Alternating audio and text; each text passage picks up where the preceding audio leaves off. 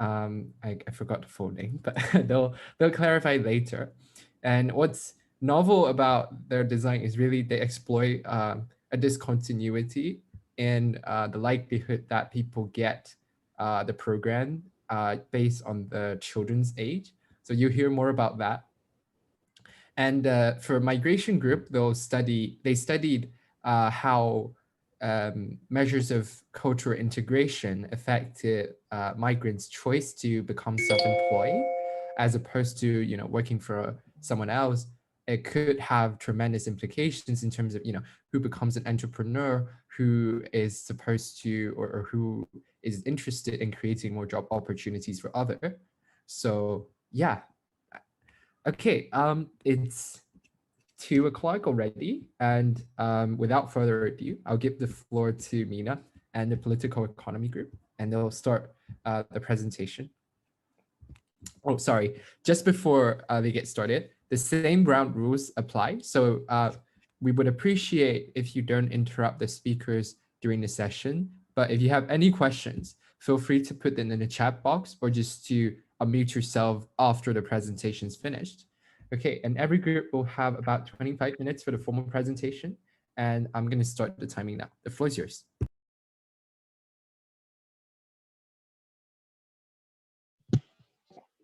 So thank you so much, everyone, for coming. Our presentation is on WIC and the maternal labor market. And so as Eddie said, WIC is a program in the US. And can I switch? Okay. So an outline of our presentation, we introduce WIC, what it is. We go over some current literature. Then as Shawn presents the data and Ricky goes over the methodology, and then we go over results, our discussion, and policy implications. So the full name of WIC is the Special Supplemental Nutrition Program for Women's Infants and Children, and it provides food benefits to low-income pregnant women, postpartum women, infants, and children. So as Eddie mentioned, children, they disqualify for WIC right when they turn 5. So there's different food packages for pregnant women, postpartum women, infants until 1, and then children until 5. So we look at this difference using a fuzzy regression discontinuity design. And we find evidence that participation in WIC does not appear to have an effect on maternal employment, hourly wage, and whether a household is very food insecure. So some of our results contradict existing literature, and we propose potential explanations. So WIC, there are 4 different eligibility requirements. There's categorical, so you need to go, be a woman, infant, or a child. You need to live in a state, and then there's also some income requirements as well. And then the 4th one is you got to be deemed nutritionally at risk, and that's determined by a health professional. And then Marco can take the rest. Yes, so thank you. So as you may imagine, most of the literature on the topic comes from health economics, and mostly it goes into checking whether WIC has a strong impact on the health of the infant and the mother, as well as quantifying the saving for the healthcare system. In particular, we have evidence from the literature which says that for every dollar spent on WIC saves up to $4.21 for the welfare system. This is because we can reduce the risk of premature birth and also by 44% the risk in low birth weight in babies. And of course, like we have a strong difference between the cost for the healthcare system for such complications at birth, and the cost can go up for tenfold for preterm and or low birth weight baby. And then if we can go to the next slide, thank you. So, and the other part, big chunk of the literature goes to check the obstacles to participate to the WIC program. Understanding what prevents the access to a welfare program is crucial for understanding its effectiveness. Oftentimes, excessive red tape or inefficiency could exacerbate the so-called problem of welfare stigma, and therefore which in turn could lead to a worsening of the psychological situation of the recipient, for example, further damaging his or her economic situation. For this reason, much of the previous literature has focused on what are the structural barriers, the linguistic or cultural barriers to access and in weak. And they found, for example, that those women experiencing reporting fewer social support from their family or from their friends are less likely, for example, to participate in week. And then if we can go to the next slide. Yeah. But of course, we focus much of our attention to the literature which goes on to exploit the labor outcome effects of welfare programs. And we started by hypothesizing that a better health of the mother and a sort of relief from the stress of procuring high quality food could in some way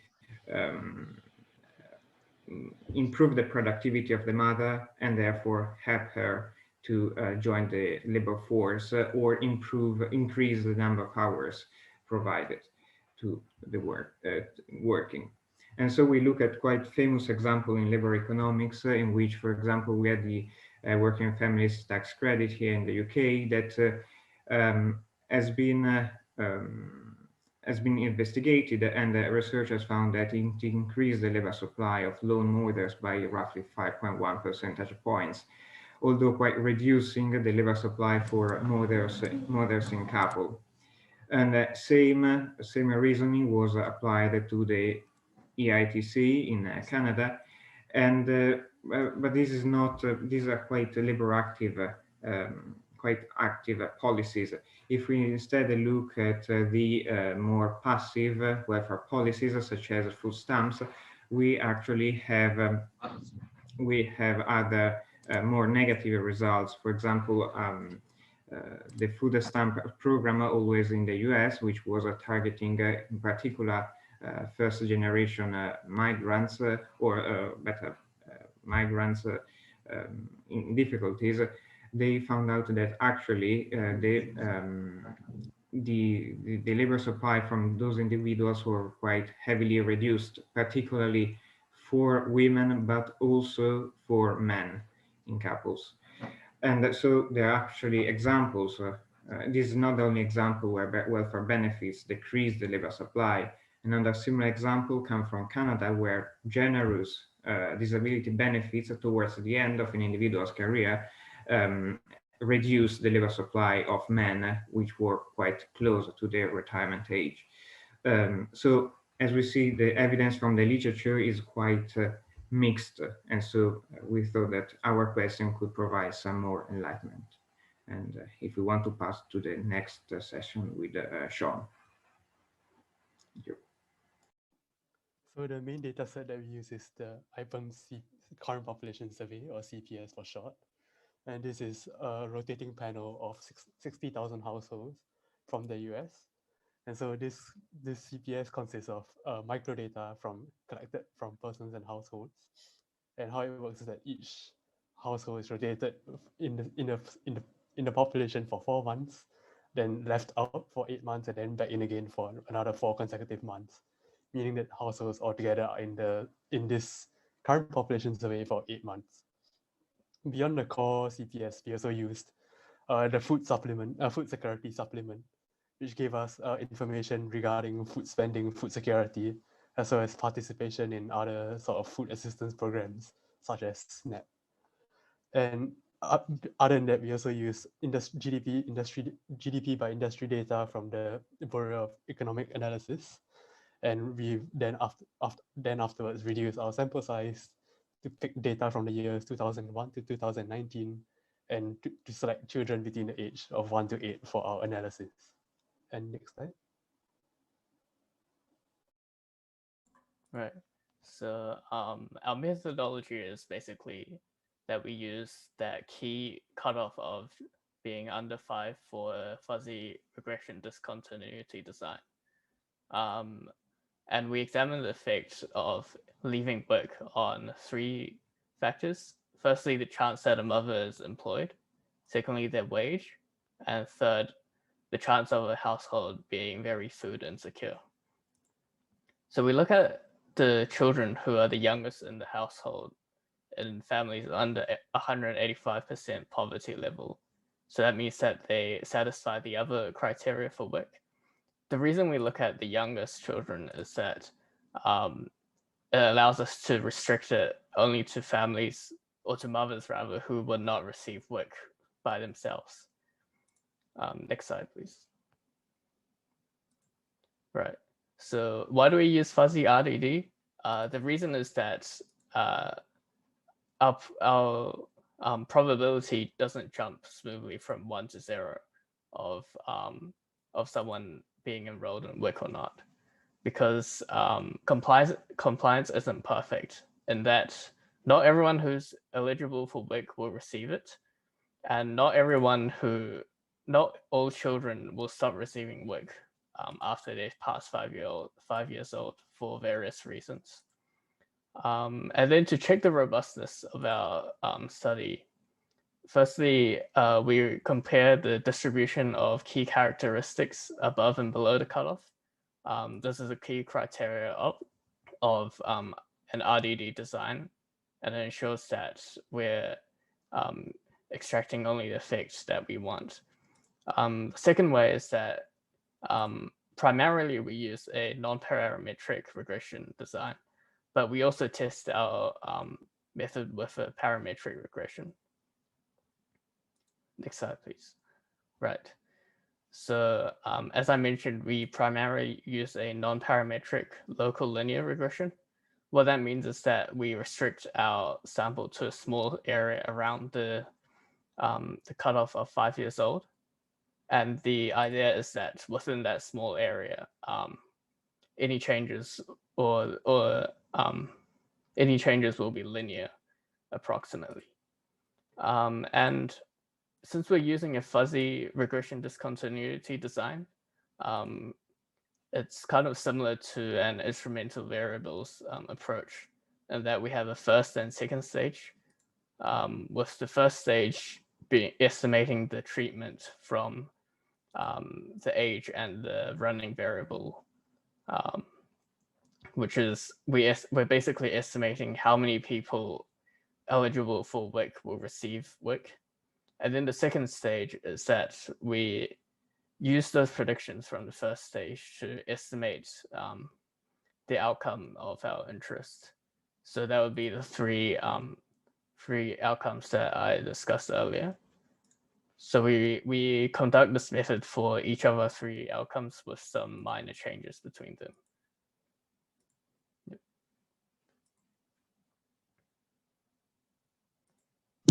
Right. So one major concern for our design is that school becomes mandatory for children in the US at age 4. It varies by state, but generally that's what you see. And we would plan for this to have large labor market effects for mothers. Like if their child is entering school, then they'll be able to work more. And another concern is that when children enter school, a lot of them exit from WIC and they enter onto the school meal programs. And these school meal programs, they vary by state. Some of these school meals, they make breakfast available, or they make lunch available, or they make both. Some of these lunches are free. Some of them are reduced cost. So in order to control for this, we choose to only look at children that aren't enrolled in school. So one concern about this, and we talk about this more later, is that the number of children that aren't enrolled in school drops pretty quickly right at the cutoff, so like from 4 to 5. And then you also see gradual drops as children start to enroll in preschool and kindergarten, and as that becomes more available. So that's something that we'll talk more about later. And then when we compare these 2 groups, we see a significant difference in WIC participation. And 2 notable differences that we also see is whether or not the mother attends school. So these variables, they're all for the mother, not for the child. We see that there's a notable difference in whether or not a mother attends school, as well as the number of children the mother has. We'll check some other variables and there isn't a significant difference in those. So moving on to our first stage regression, we see that we have two different models. One includes linear trends, the other one includes nonlinear trends. And we see that our age eligibility criteria, so whether or not a child is below 5, whether or not a child is above 5, we say that does significantly predict work participation, which shows that a fuzzy regression discontinuity design is the right method to use. So our first outcome variable of interest was whether or not a mother is employed. And we use the predicted WIC values from our first stage regression as one of our, as the main treatment of interest in our next model. So the first model we look at does nonlinear trend, or it's just linear trend. The second one looks has more of a flexible control, allowing for different trends before and after the cutoff. And then our third model looks at it also includes nonlinear trends. So we see that there isn't a significant that WIC does not significantly predict whether or not a mother is employed, although whether or not a mother attends school, that does significantly predict whether or not she's employed. So when a mother attends school, she's slightly more likely to be employed. For our second outcome variable of interest, wage, we don't see any significant difference for that. Whether or not a mother attends school, that also disappears. For our third outcome variable of interest, we also we do a slightly different model. In our previous model, we included controls for food insecurity because food insecurity is likely to impact WIC enrollment as well as employment. So we controlled for that there. When predicting food insecurity, we didn't want to include that. So our first stage regression only includes significant results for when we add nonlinear controls. And also here we see that, sort of confusingly, that exit from WIC does not significantly predict whether or not a family is very food insecure. And some possible reasons for that could be that there's a sharp decline in sample size past the age eligibility threshold. And we could see this being a problem because some of the very small sample of mothers of 8-year-olds that are enrolled in school, they may be outliers that dramatically influence the trend past the age eligibility threshold. So I was thinking about this, and one explanation could be that mothers might choose to not enroll their school for multiple reasons. And we can't really control, and one example might be medical disabilities. The CPS doesn't have data on whether or not a child is disabled. They only include information about disabilities for children over the age of 15. So that may be one reason why it's also difficult to differentiate between pregnancy food packages and child food packages. So the CPS data only looks at how many people in the family received WIC packages, not what type of package they received. So some of the data past the age eligibility threshold might be capturing the effect of those pregnancy food packages and not that of the child food packages. And the results on the labor market effects are consistent with the literature. There's with the mixed results. It also suggests that policy expanding food benefits will not impact the labor market along the extensive margin. And I think this is really interesting given the pandemic and other, a lot of talk about what the effect will be on the economy if food benefits are generously expanded. And that is it. Thank you so much. Okay, thank you, Mina and the group, for the really great presentation. So now it's the time for any questions. So if you have any questions, any comments, or any clarification that you would like to have about the presentation, feel free to either send them in the chat box or just unmute yourself.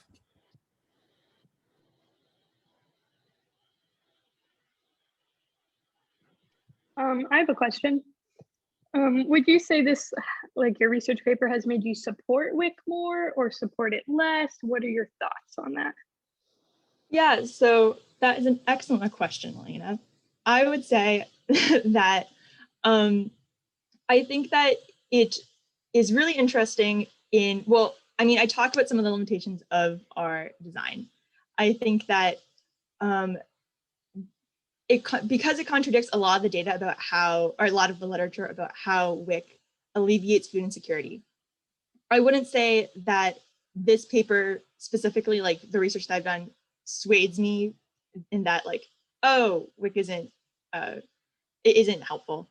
But I would say that a lot of the, it's made me a lot more aware of how necessary a lot of these food benefit programs are, especially now. Okay, thank you. So next we have Dr. Shapiro.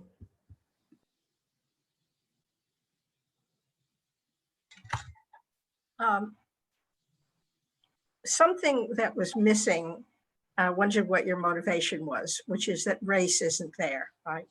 And ethnicity. And yet, in your excellent introduction on previous literature, when you mentioned low birth weight and so on, we know that the populations of the United States are sharply divided that way. We don't know, of course, if it's causal. Maybe the other variables you have really explain it all. But there was a reason, was there a reason for leaving it out? Because I know it's in the current population survey, right? Yeah, so we checked, it was included in earlier analysis, but we checked above and below the cutoff and there wasn't a large change. I could share this slide if that would be useful. But it was, go back this way or, but it wasn't significant, the difference, which is why we didn't include it. We checked for whether or not a mother was Black and whether or not a mother was Hispanic. And we didn't see a significant difference right at that age threshold. I think it's important enough that it's worth putting in the paper, would be my contribution. That is, people are, especially I would say this to people who haven't done any work like this now, people really want to have results that are significant, right? That's what's considered the positive conclusion.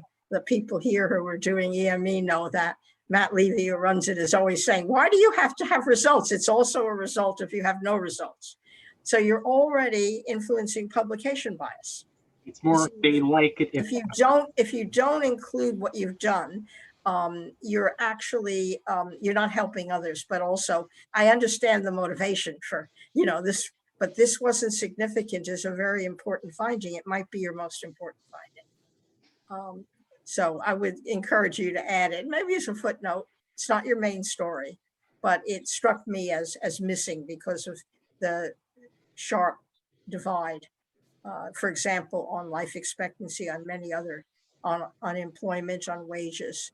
So maybe the answer on it not be, it was not significant in the multiple correlation. Is that right? Or regression? Mm-hmm. It was, interesting thing would be to know then quickly what the bivariate one was. Maybe it's an artifact that it looks like we have two populations. Yeah, for sure. Okay, it's a very nice piece of work. I just felt I kept waiting for it to come up and it wasn't there. Yeah, I just wanted to add that I think we should clarify that I think our paper is still at a slightly earlier stage than some of the other groups because of some difficulties that we faced early on, and also because we had to change our research question. So yeah, there's definitely more to add. I'll just say on that there isn't time here in this presentation, but I think that the audience who come to listen and see what it's like would love to hear about subjects like we had to change our research question, because everything is always presented as if it's wonderfully fully formed, and it's a barrier to other people who are listening. I know a few people have emailed me. Suddenly it looks like it's an impossible mountain to climb to do, even as finished a piece of work as you've done. So it's really helpful to encourage others that you also had to start out somewhere. But I know there's no time for that here, but perhaps the research division will think about having videos or interviews with people, which you bank so that people can see how they've developed over time, and encourage others that way, rather than scaring them only. Because it's when it's impressive like this, the people who are just starting are more hesitant. Thank you. So I think we have another question from Devin. Mina, nice presentation. Do you know the levels of food insecurity before and after your cutoff beforehand? Like, do you know if the lack of results are driven because most of the population was already food insecure or already food secure beforehand, so this wasn't much change, or if it was not providing enough to begin with?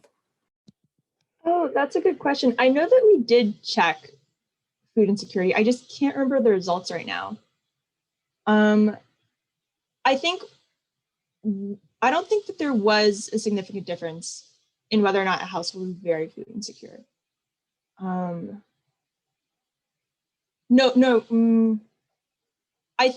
Actually, I think there was. There was a significant difference in whether or not a household was very food insecure, which is why we included food insecurity controls for the first two regressions, so like employment and wage.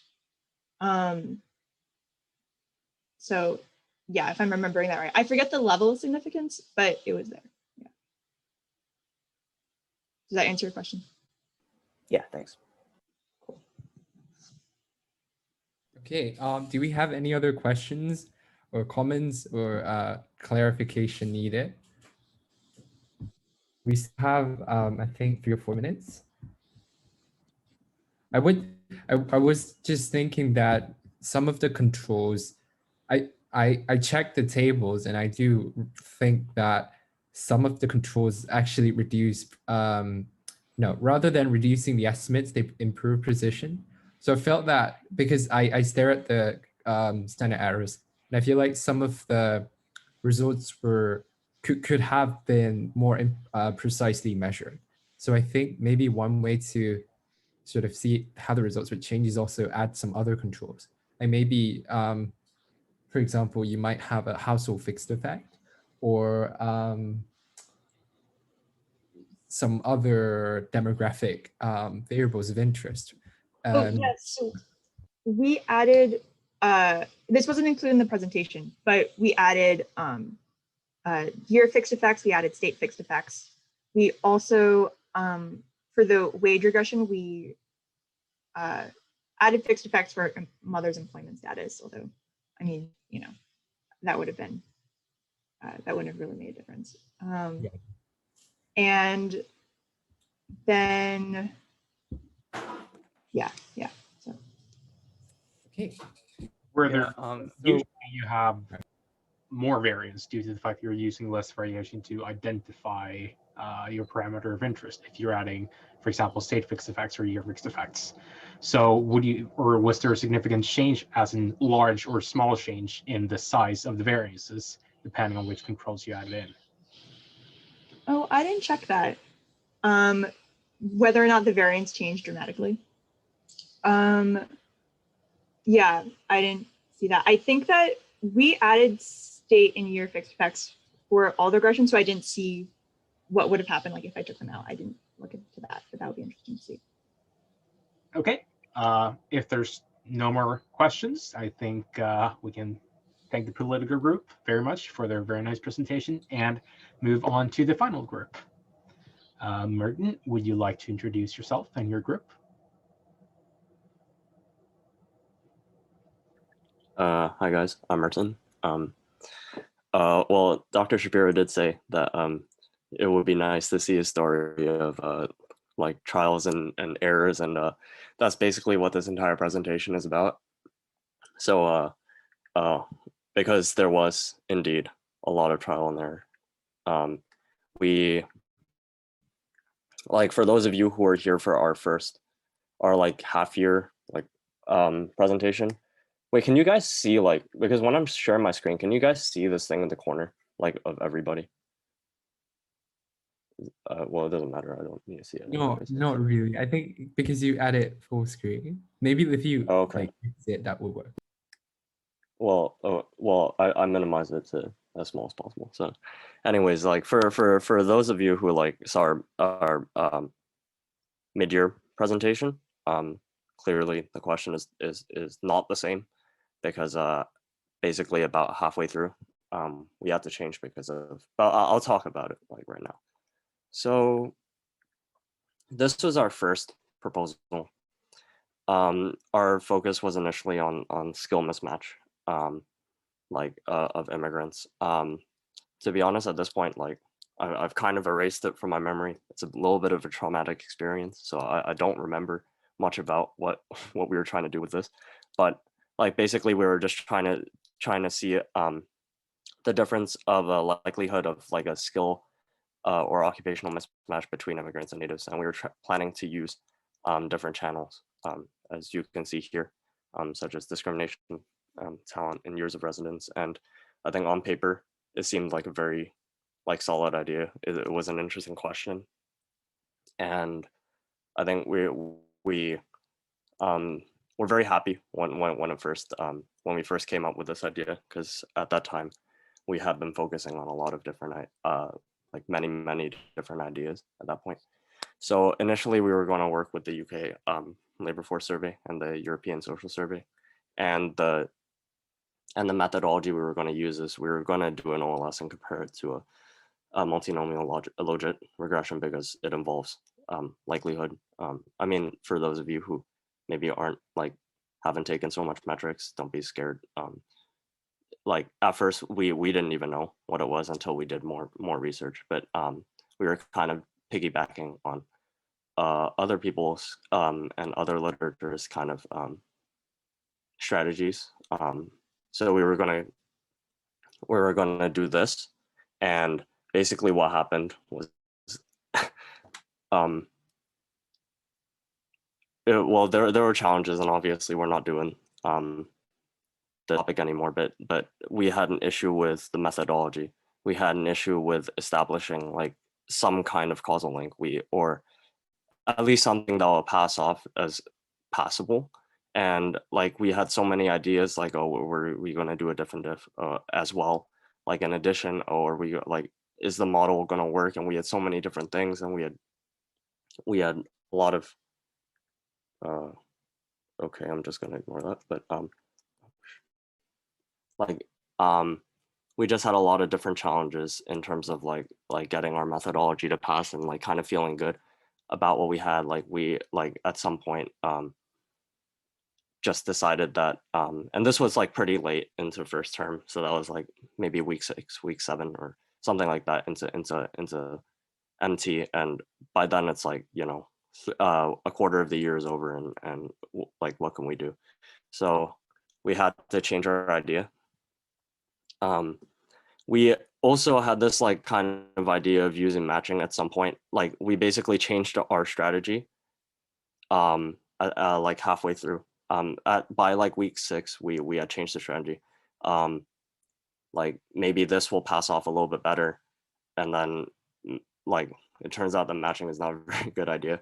So, and like if we were going to do a diff and diff with like something like Brexit, for example, we just didn't have enough years to kind of do anything good with that. And it turns out that by that point, we kind of decided that we were going to use the Understanding Society, which is the UK's panel data set.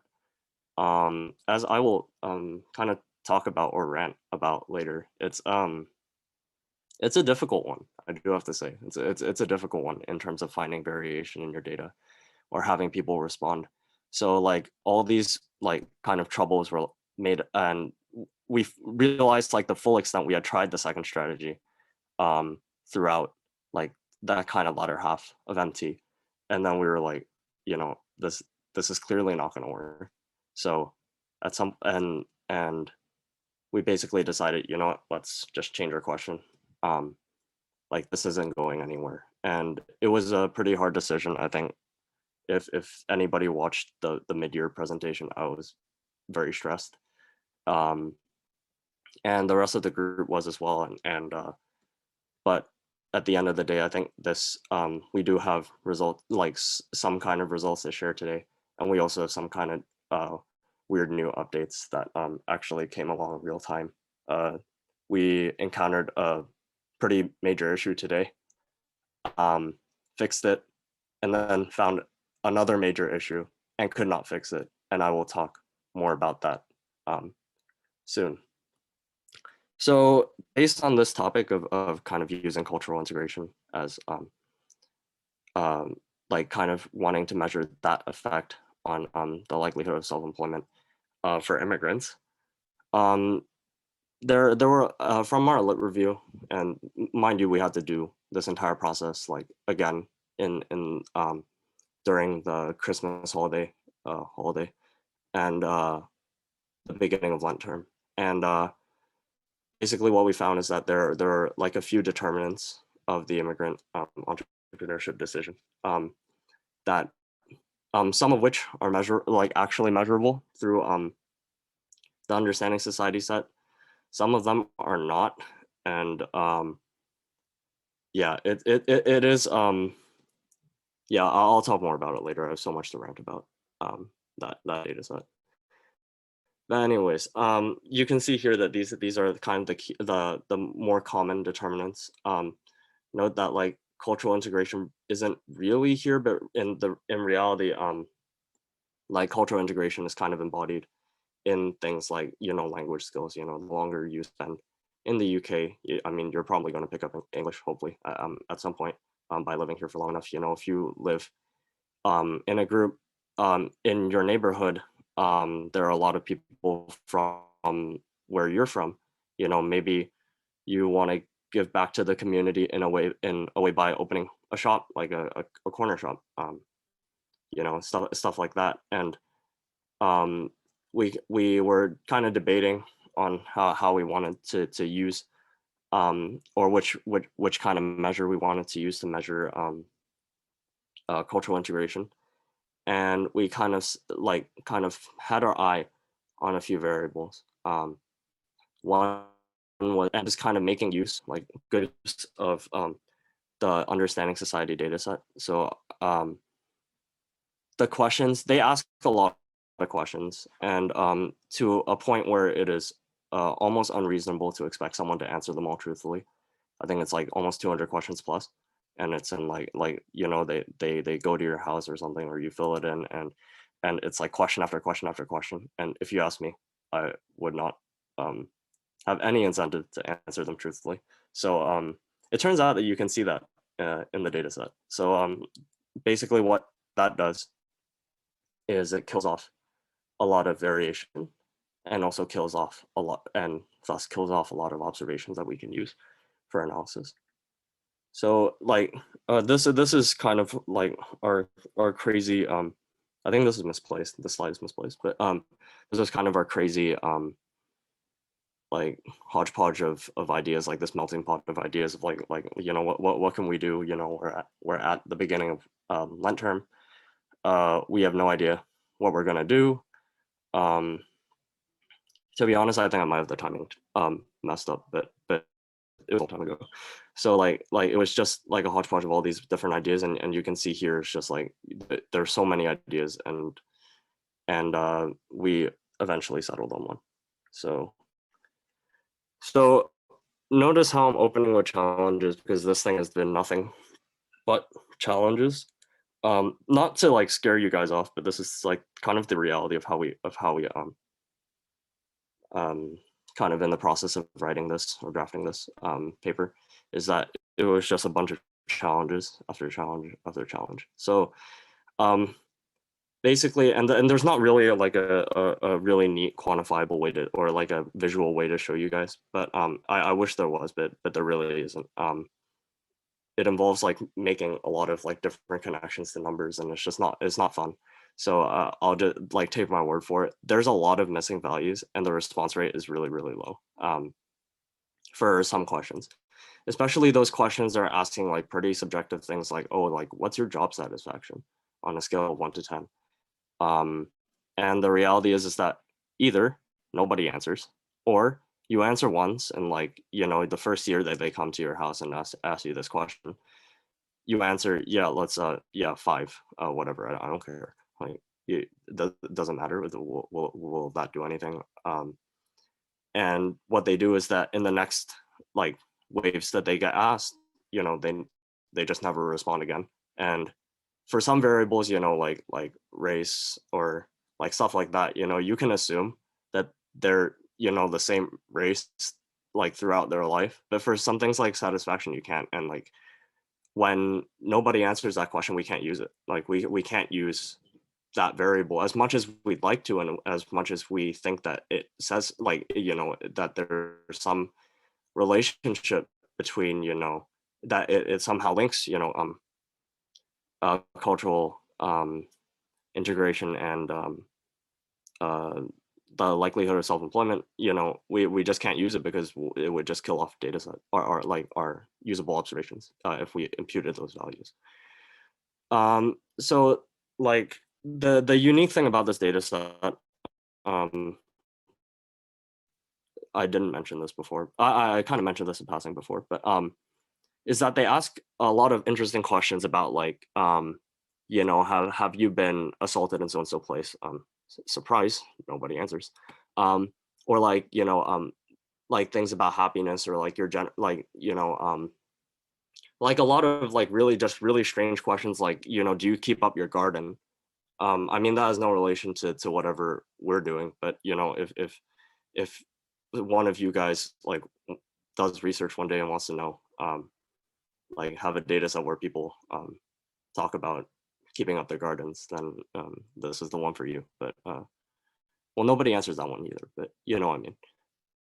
Other weird questions like that, like likes your neighborhood, and we basically did out of these 200, we had to first of all pick which ones were actually important.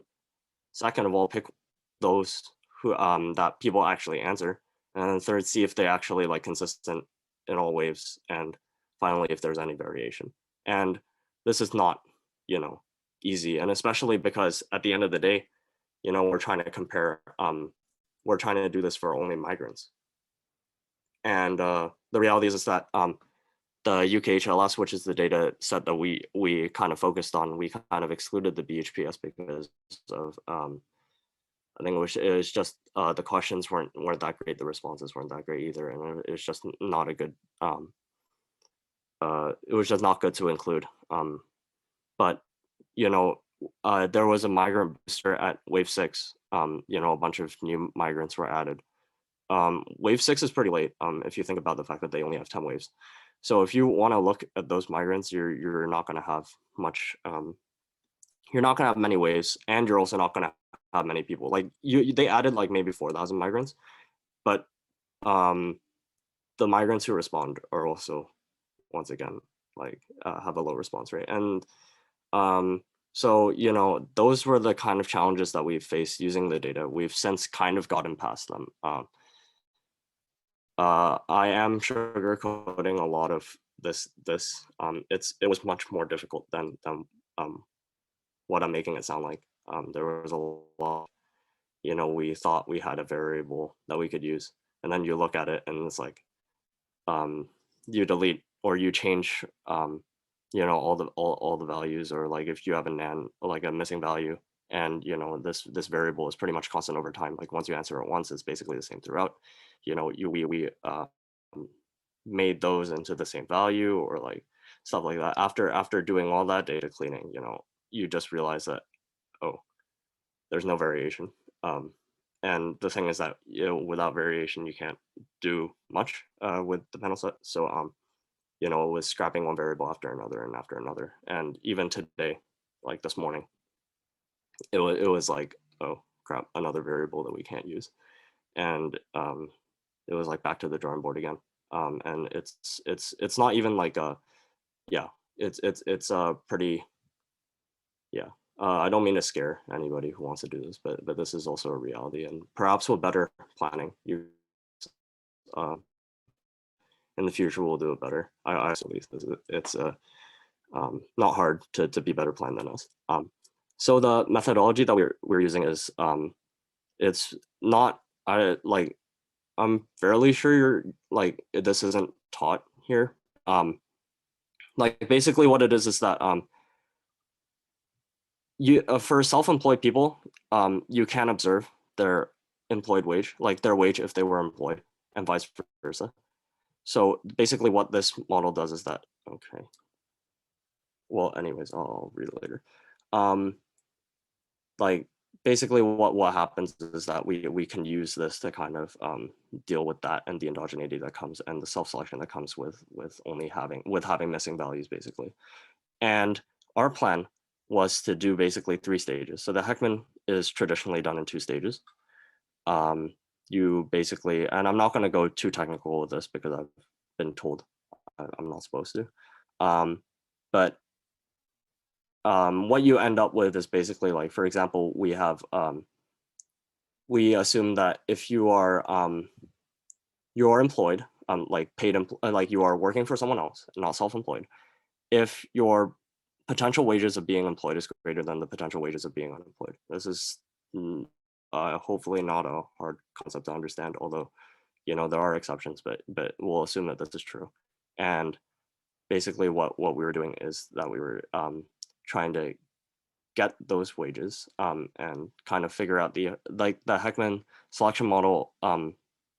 Basically our idea was to get wages, a fitted value for wages of the employed and of the self-employed, and basically take the difference and use that as a regressor in another linear probability model to determine as a regressor for the likelihood of self-employment. The thing with that is that, first of all, it's complicated, and like we had a good grasp of what we were doing, but when it came, and then today basically we had results of the Heckman, the first 2 stages, and at the 3rd stage, like we kind of realized like, oh, what are we going to do about standard errors? Like which standard errors are we going to use? And then like after like hours of like literally hours of thinking, like just searching online and thinking, and this is probably poor planning by us, but this is not something that we anticipated to be much of a problem. It was a problem, and you know, we ran and we also ran the model this morning again, like because it didn't work yesterday, and after 2 hours we realized that there was a collinearity problem, and the basically the X matrix was singular, and as of right now we still kind of don't know why. So I can't explain to you why it happened. We'll probably look into it later. But this is for two-way and individual fixed effects, I want to say. So basically there's all these problems, right? And then and I can, like, for what I can show you is that these are variables we use, and these are like summary statistics and whatnot. You know, we have 7,000 something observations, and at some point, you know, we had some variables that upon their inclusion, like we could only use like 500. Like, I'm not joking. Like it was a very nerve-wracking thing to kind of like run the code and see how many observations we could use. And so this is like actual results from this morning. This is for the employed, and this is for the self-employed. As you can see, like basically they're censored because these are the number of self-employed people, and they're censored because you can't actually observe their quote unquote employed wages. So these are observed. It's basically the same thing here. There's a lot of stars, which is good. But also are they kind of sketchy a little bit? So this is kind of a point for us to kind of look at in the coming days, kind of seeing if like where we made a mistake and if we can do anything to kind of rectify it. hopefully that comes to pass. So here you can see the fitted values that we were planning to use. Like it's bimodal. It's like not nice. And you know, we still haven't figured out what we want to do with that either, or why this is the case. And you know, like if we can do anything to fix it, by changing like up some covariates in the model that we're using. I mean, obviously, like ones that we can use to actually undergo analysis. So basically, so a lot of this sounds like doom and gloom, which it is not really. So announcement, we don't make things like too complicated. I think we made things too complicated, thinking that we understood, realizing that there was this one set that we didn't understand, and then basically ruined the entire thing. And yeah, just don't do that. We realized that today. It was not a good feeling. But basically now kind of, why don't we, the idea was like hours ago actually, was like, why don't we just shorten the methodology to the part we do understand and the part that does work and the part that we can report. And like this is hopefully our question, unless we can solve like our current problem, which I doubt.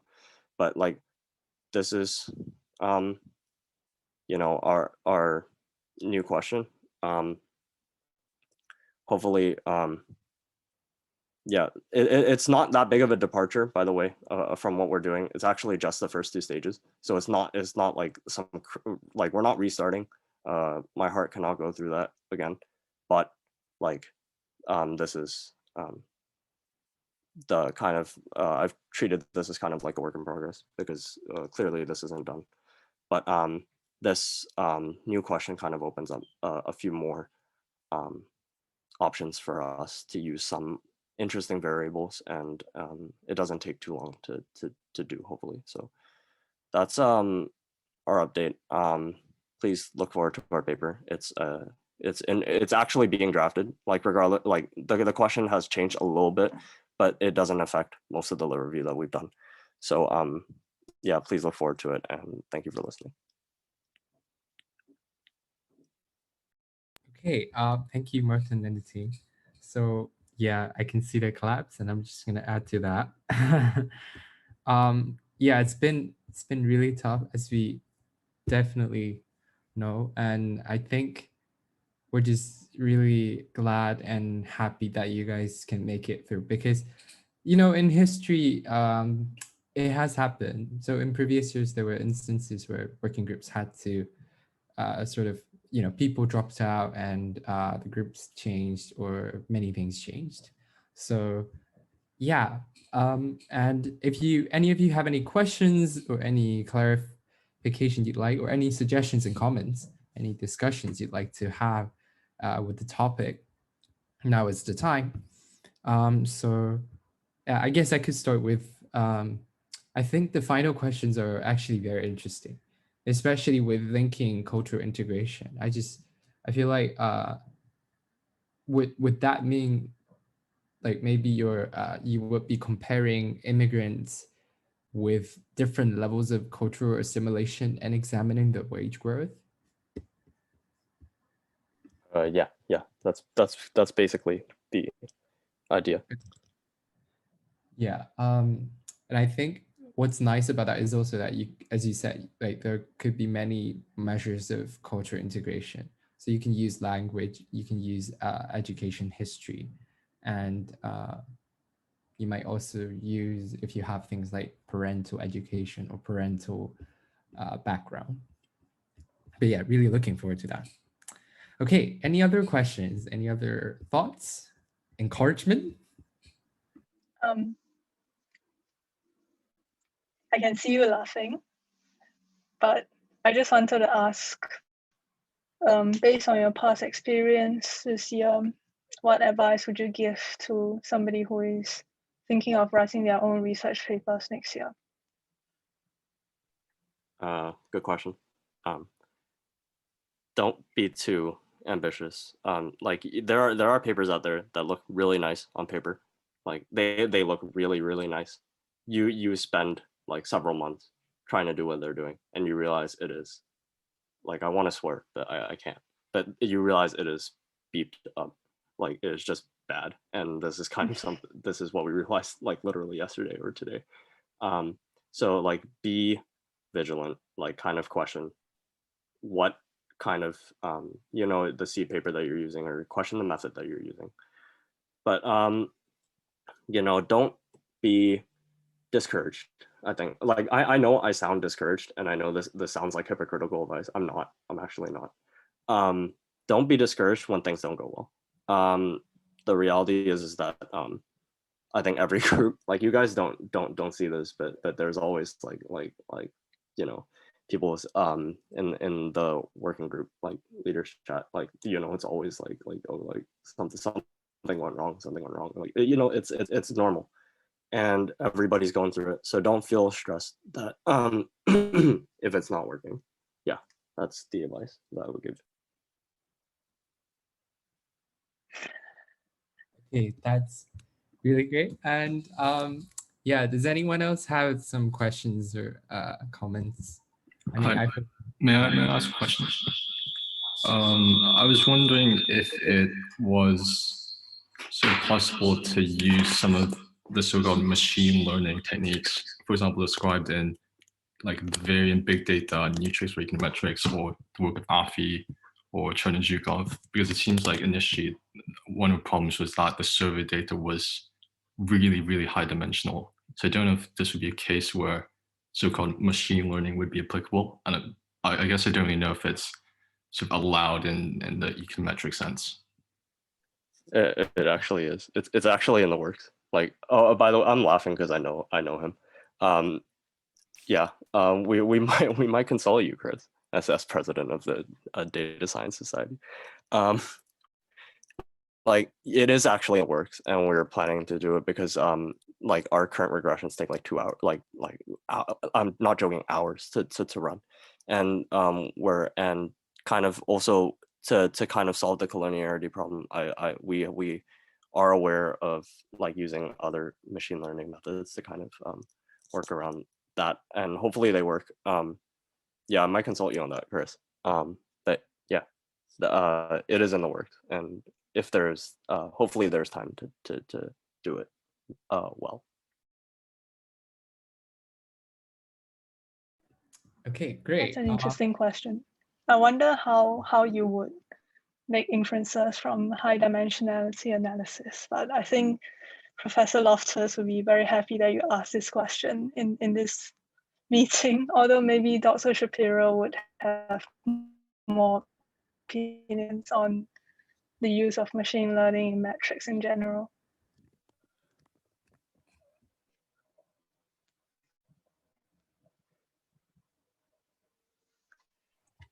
I'm not a good person to consult on high dimensionality. I grew up in a world of deliberately seeking the low dimensionality that we're not trying to forecast, we're trying to understand in this case, right? There are times, and that includes the macro, where forecasting is what we're doing. And so I believe when it comes to, it's certainly the case when it comes to immigrant studies or anything else, that looking for big data, by which I mean automatically generated data, is a great idea.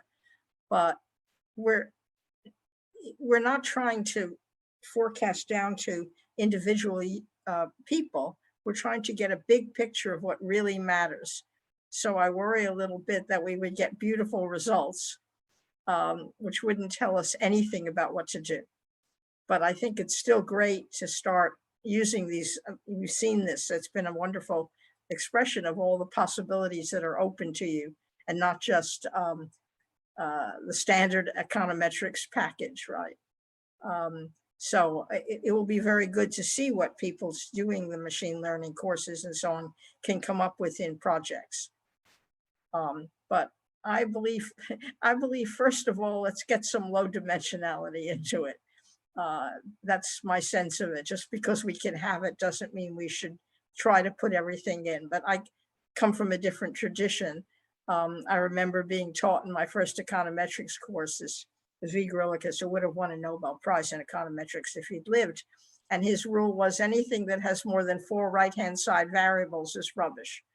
And I still see this because we run so many regressions that we are running things that are false and we're not correcting for that, right? So that's what I'm concerned about too when it comes to machine learning. I mean, the temptation for the publication bias, and I include publication in what you've just done, and rationale, it's just so enormous, isn't it? Forget about how many results you've run, you've got something here. And I also am concerned that people get so stressed by it all these days, as if you have to come out with something. We've lost that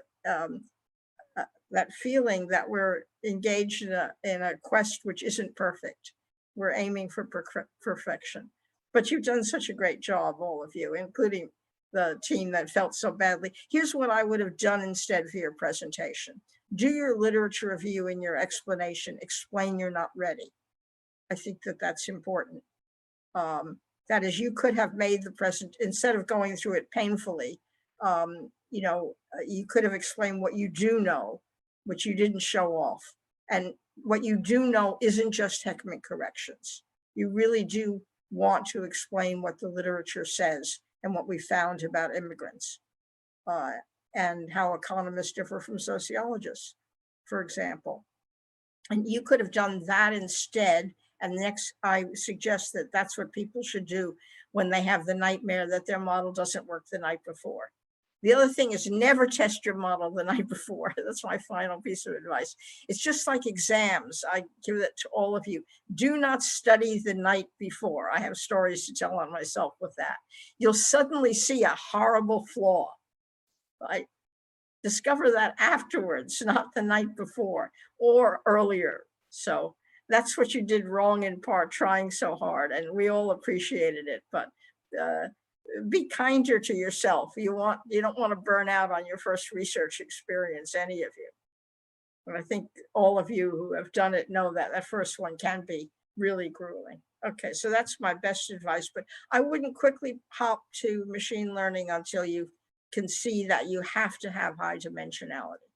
That's my sense. We accept it, we don't yearn for it. Yeah, okay. Yeah, thanks. That's my view. It's a personal one. I'd love to see the real experts debate this. If people heard Josh Angrist, he sort of slid around the question a little bit, right? I'd like to see him with somebody who says all this low dimensionality, all these, let's scrap everything we did in the 20th century. I'd like to see a face-to-face on that one. Maybe the research division could sponsor a debate like that. Yeah, we'll take that into account. Actually, Josh Angrist presented in Sand Club, and surprisingly, Sally asked him a very similar question about the value of machine learning.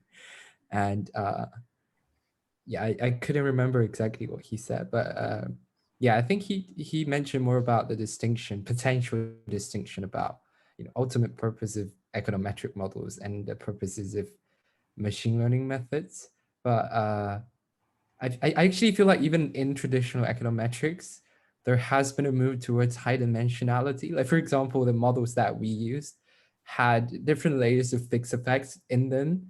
And some of those control for things that could vary in different directions in order to avoid confounding. So yeah, I think it's not just machine learning that's going into high dimensionality.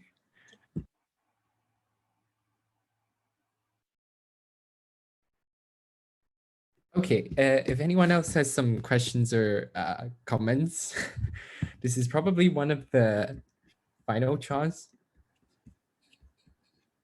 I just want to take the opportunity, to thank Eddie and Michael as the head and co-head of the research division, because I think every group had their ups and downs, and the thing is that the two of you were with the teams throughout. Like, even though everyone definitely had challenges some point in time, you gave your support and you were there like whenever we were back to update you on our progress.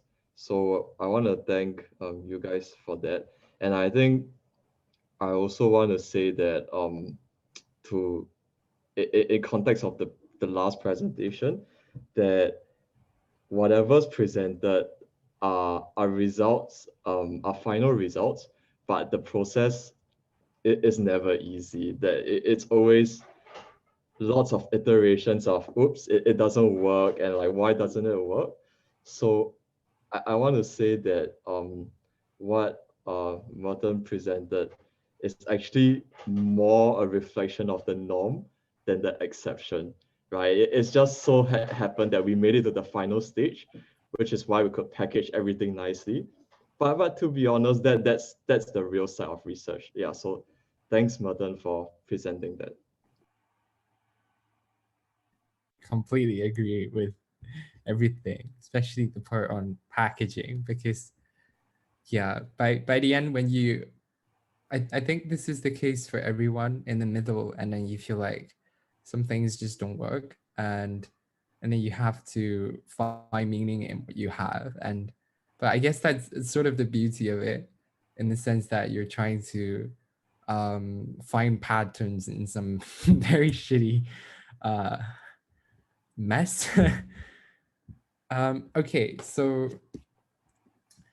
we had this sort of the plan to, by our request, we had this plan to take a group photo for everyone who would be willing and able to turn on their cameras as a sort of memory photo, and to mark the final event of econsult. So if everyone's happy, you can turn on your camera, and I'll try to find a way, or anyone with a large enough computer screen can try to find a way to accommodate everyone.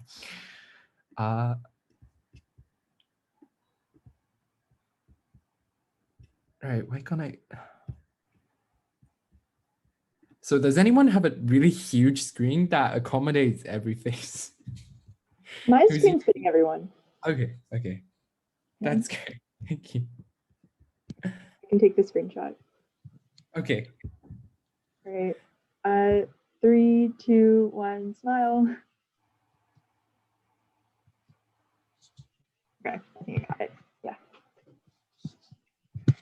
Okay, so with that, I guess it sort of marks an official, oh God, I'm sad as well, an official end to the final event at econsult this academic year, and the final research division presentation. So yeah, we're just gonna stay here for a few minutes more, but if you have other responsibilities or anything, you're good to go. Thank you for taking the time to listen to everything that the researchers have to, or that students have to present. And we really hope that you have, gained something, and hope that was an enjoyable ride. And yeah. Yeah. Take care, everyone. We still have some journal work to do, but otherwise we're signing off and thanking you for your hard work throughout the year. Yes. Yeah, we still have to thank the journal managers who are still up to, I think, 2 hours ago, who are still checking the grammatical issues in some of the drops. We're going to continue to help us do that. And hopefully we will be, or if anyone ever needs any help or wants to have any questions to us in the future, or in the future running of the research division, I'm sure I will be happy to help if the assistance is needed or wanted, of course. But yeah, thank you for everything. And again, if you want to stay, we can stay. I can talk a bit about my semi-enjoyable EME project ride. So like, Merton is not alone. It happens. You switch projects and it takes a lot of work, but I'm sure it's going to be fine. The most important thing for me with the research division is that you learn how to do research and practice. Essentially, you learn all the steps. You know the basic structure of whatever you want, like how the process actually works. And it's a very, very good way for checking if you enjoy economic research and whether or not you want to proceed to a master's or PhD in economics, and you like to see if the process is fun, because it's very hard to know what economic research is before you actually do it yourself. It is a lot of data gathering. It is a lot of data cleaning, but it's also fun when you finally reach the end and you have some interesting new addition to the body of knowledge, like in economics. It's a very, very interesting and satisfying feeling. But so yeah, thank you for everything. Yeah, I think some of them might be tired of listening to thank you, but yeah. So I guess we can hang around for a few minutes more and enjoy the sort of the. Oh yeah, Michael, you can turn off the recording now. And yeah.